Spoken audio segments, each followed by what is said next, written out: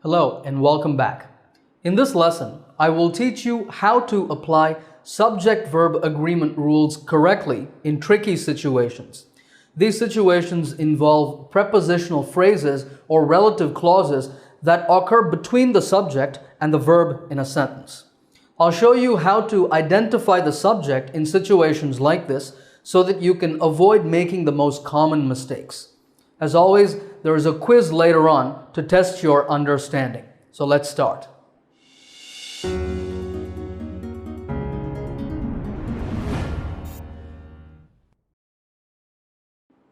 If you want to learn the basic rules of subject-verb agreement, watch lesson number 1 in this series, which is an introduction to this topic. You will find a link in the description.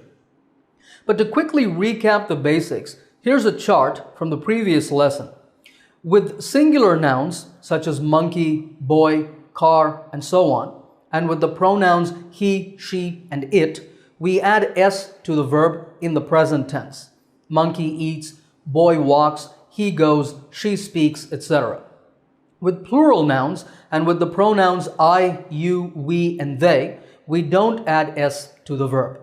Now, I and you are not plural pronouns. It's just a rule that with I and you, we don't add s to the verb. These two rules work with all verbs except for be. The verb be has 5 forms. We say I am, he, she, it, or any singular noun is, and you, we, they, or any plural noun are. This is in the present tense. In the past tense, we say I, he, she, it, or any singular noun was, and you, we, they, or any plural noun were. These are the very basic rules of subject-verb agreement. So now, let's discuss some more advanced topics.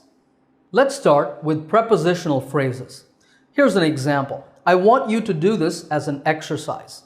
You see, there are 2 places where you have to choose between is and are. The cookies is for Amanda, or the cookies are for Amanda. And the box of chocolates is for Tom, or are for Tom. What do you think? Well, here's the answer. The cookies are for Amanda, and the box of chocolates is for Tom. But how come? Cookies is a plural noun, and chocolates is also plural. Yet we have are in the first place and is in the second. So what's going on here? Well, with cookies, it's easy. Plural subject, so we say are. But in the second sentence, we have box of chocolates. Here we see a preposition of, and we see that it has an object, chocolates. So of chocolates is a prepositional phrase. This phrase gives information about the box. It tells us what type of box it is. It's a box which has chocolates inside. So the real subject of this sentence is the box. This is a singular noun. That's why we have is. The prepositional phrase is just extra information, so you can mentally block it out. Now it's easy. The cookies are for Amanda. The box is for Tom. What box? The box of chocolates. Here's another example. A wallet with 4 credit cards was or were found lying in the grass.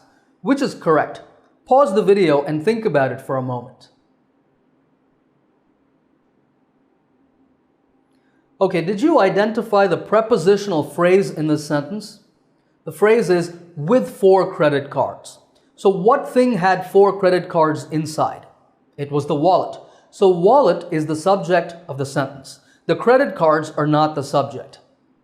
Wallet is a singular noun, so a wallet with 4 credit cards was found lying in the grass. If the sentence was just about credit cards, we might say 4 credit cards were found lying in the grass. But here, since the real subject is wallet, we say was. Okay, here's the next one. Some students in my class speak or speaks French as their first language. Well, what's the subject of this sentence? I see a preposition in, so I know that in my class is a prepositional phrase. It gives us information about the noun students. So the subject here is students. This is a plural noun, so we need a plural verb. That is a verb without s added to the end. So some students in my class speak French as their first language. Even though the noun class is right next to the verb, it's part of the prepositional phrase. The real subject is the plural word students. Here's one last example. Small business owners throughout the state have or has voiced their displeasure with the government's new tax proposal. Okay, let me explain this one a little bit. Small business owners means people who own shops, restaurants, or other companies that are small. Throughout the state means not just in one place, but in every place across the state. To voice your displeasure is a common expression. It means you're not happy with something. Displeasure is the opposite of pleasure. To voice your displeasure is to express your disappointment or dissatisfaction. This expression is used in more formal situations like this. A tax proposal is a tax plan that the government has announced. So many business owners are not happy with this plan, maybe because it's going to raise taxes on their businesses. Okay, so now you decide, have or has. Now, what's the subject here? Do you see a prepositional phrase? Yes, throughout the state is a prepositional phrase because throughout is a preposition. So what does this phrase give you information about? It gives you information about small business owners. This is the subject. Within the subject, the noun is owners because the word business just tells you what type of owner. Owners of what? Owners of business. What type of business? Small business. So the real subject is the word owners, which is a plural noun. So we need a plural verb without S. So small business owners throughout the state have voiced their displeasure with the government's new tax proposal. Did you get it right? Okay, now the important question is, how do we identify prepositional phrases? Well, the first step is to know the most common prepositions in English. These are words like of, in, on, at, by, with, to, for, from, etc. You see some of these on the screen. Of course, there are many more. When you see a preposition in a sentence, it will always be part of a phrase, that is a group of words, of chocolates, with 4 credit cards, in my class, throughout the state, and so on. If such a phrase occurs before the verb in a sentence, it will act just like an adjective to give information about a noun. So identify that noun, like box, wallet, students, owners, etc. If the noun is singular, then add S to the verb. If the noun is plural, then don't add an S to the verb. If the verb is be, then choose the correct form, am, is, are, was, or were. Now, just like prepositional phrases, relative clauses can also cause problems with subject-verb agreement. Take this example.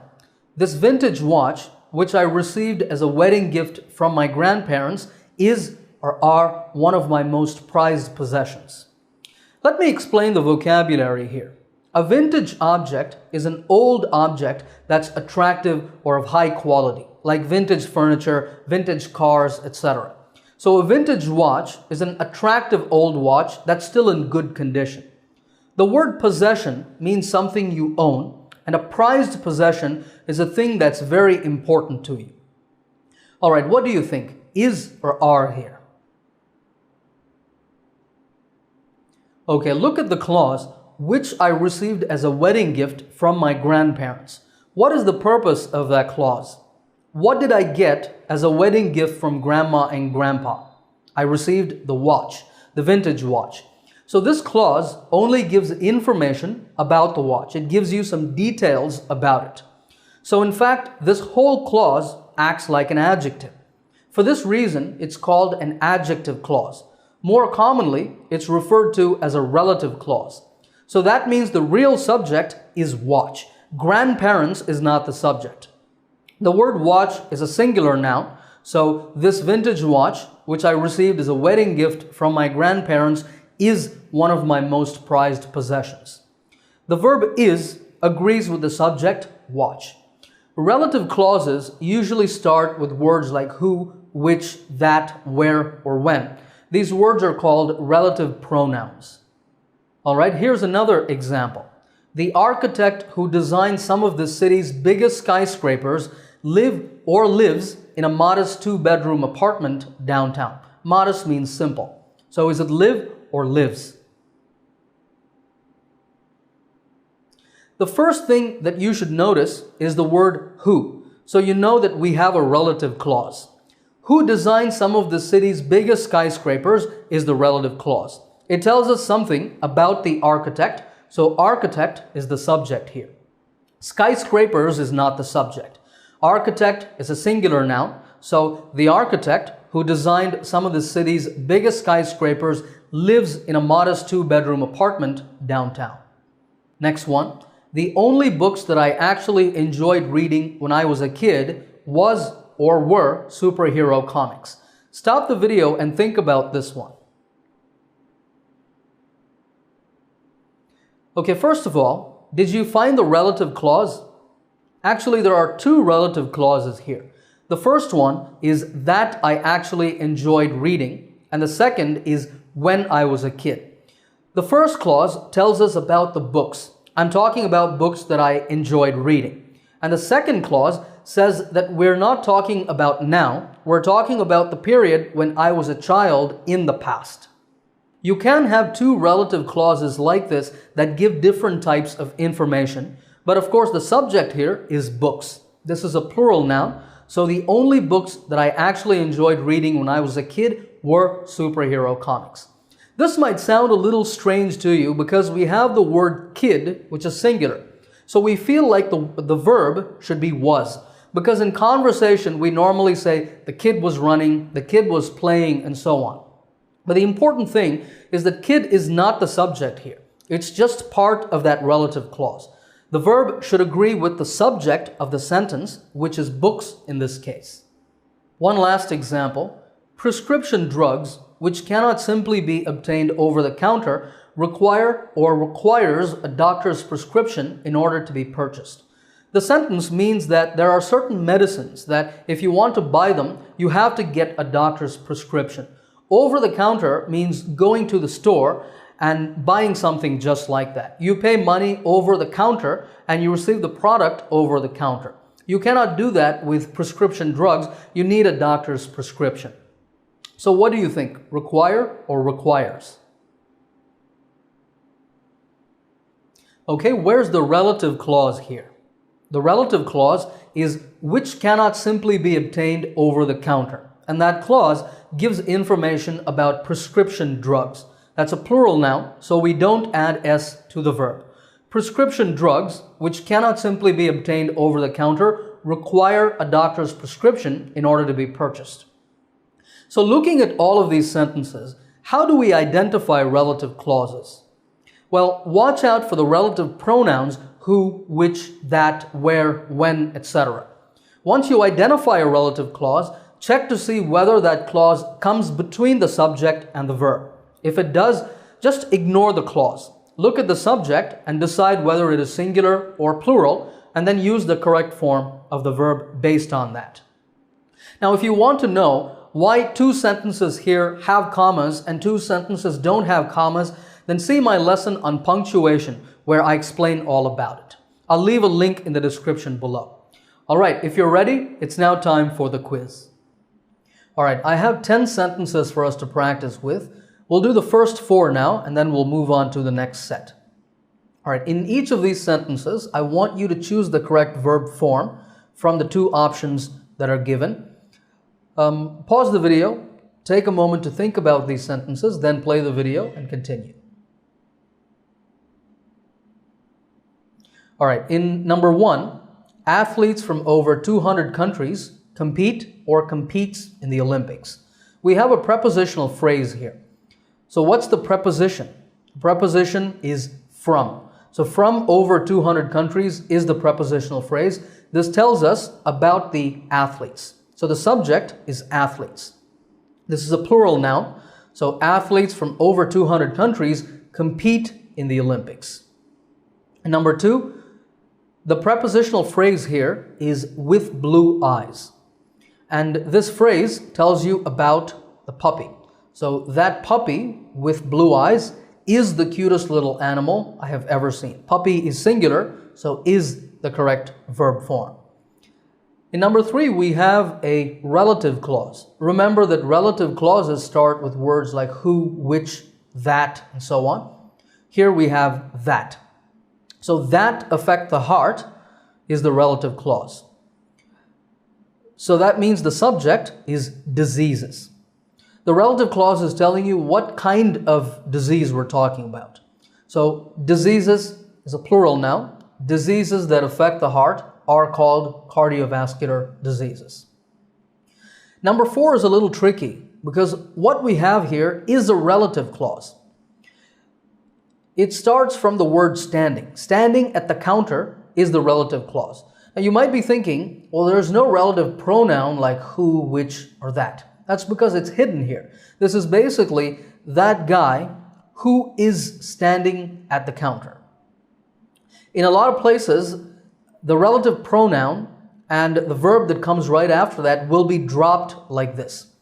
And when the clause starts with an ing verb like you have here, like standing, it's called a participle clause. It's basically just a reduced relative clause, but it's still a relative clause.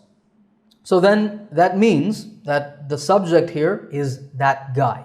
That guy is a singular noun. That guy standing at the counter looks like a bodybuilder. All right, here are the next 3 sentences. We're going up in difficulty a little bit here. Stop the video, think about them, then play the video again and continue.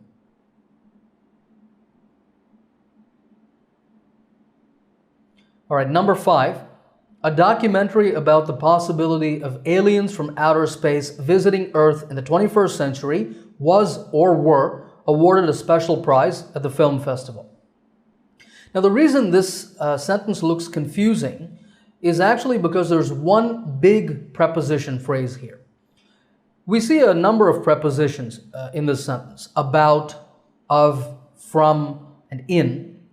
But if you start reading from the first preposition, about the possibility of aliens from outer space visiting Earth in the 21st century, you realize this whole phrase just tells you the topic of the documentary. So the subject is documentary here, which is a singular noun. So the correct verb form is was. So a documentary about the possibility of aliens from outer space visiting Earth in the 21st century was awarded a special prize at the film festival. In number 6, there are 2 places where you have to choose the correct verb form, but both verbs relate to the same subject. The sentence starts with emails, and then we see the word blocked. This is actually a relative clause. The sentence is trying to say emails that are blocked by the spam filter. But the words that are left out, so this is a reduced relative clause. That means the subject is emails, which is a plural noun. So emails blocked by the spam filter don't show up in your inbox, but those emails are instead moved to the spam folder. In number 7, there are 3 verbs, but this one should be easier because there's just a straightforward prepositional phrase starting with in. So in this neighborhood is a preposition phrase, which means that the subject is the plural word kids. Most kids in this neighborhood walk or bicycle to school, but don't spend much time doing other physical activities such as playing sport. All right, here are the last 3. Stop the video, think about them, then play the video again and continue. All right, number 8, a language learner's ability, and then we see the word to, which means this is the start of a prepositional phrase. And this phrase is going to tell you about the ability. So a language learner's ability to comprehend means to understand, difficult real-world reading material meant for native speakers. That's a relative clause. So reading material which is meant for native speakers. Now, even though this is a relative clause, it doesn't tell you anything about the subject of the sentence. This relative clause gives you information about reading material. So this clause is actually within the prepositional phrase. So the phrase starts at to and it goes all the way up to native speakers. This whole phrase gives you information about ability, which is the subject of the sentence. This is a singular noun, so the right verb form is increases. Increases with regular and sustained practice. Sustained means you keep doing it. Okay, in number 9, we have the longest sentence in the quiz. Sheila said that Julian's negative remarks about her appearance. About is a preposition, so about her appearance is a prepositional phrase. And then we see the word which. That means it's a relative clause, which he made at the meeting in the presence of several board members. So we've seen a prepositional phrase with about her appearance and then a long relative clause. All of this is about the noun remarks. Remarks is a plural noun, so were offensive and completely unacceptable. And finally, we come to number 10. I find it strangely amusing. Now, amusing means funny. So strangely amusing means funny in a strange or in a weird way. I find it strangely amusing that Matt and Kylie, neither of whom. Now, whom is a relative pronoun. So from neither, we see the start of a relative clause. Don't worry about the correct verb form within the clause for now. We'll come back to that. So neither of whom have or has any baking experience whatsoever. The relative clause ends here. So that means the subject of the sentence is Matt and Kylie. This is a plural subject because Matt and Kylie are two people. So Matt and Kylie have agreed to bake a cake for the party. All right. Now, as for the verb form within the relative clause, we have to apply subject-verb agreement rules within the clause itself. So the subject of this clause is the word neither. This is considered a singular pronoun in English because it's like saying not Matt or Kylie. So neither of whom has any baking experience whatsoever. I'll read the whole sentence once again. I find it strangely amusing that Matt and Kylie, neither of whom has any baking experience whatsoever, have agreed to bake a cake for the party. If you didn't get this last one right, that's okay. I made it difficult just to show you how subject-verb agreement difficulties can appear in unexpected places. All right, how many of these 10 sentences did you get right? Let me know in the comments below. If you enjoyed this lesson, give it a thumbs up. Don't forget to subscribe to this channel to get my latest lessons right here on YouTube. And I will see you in another lesson soon.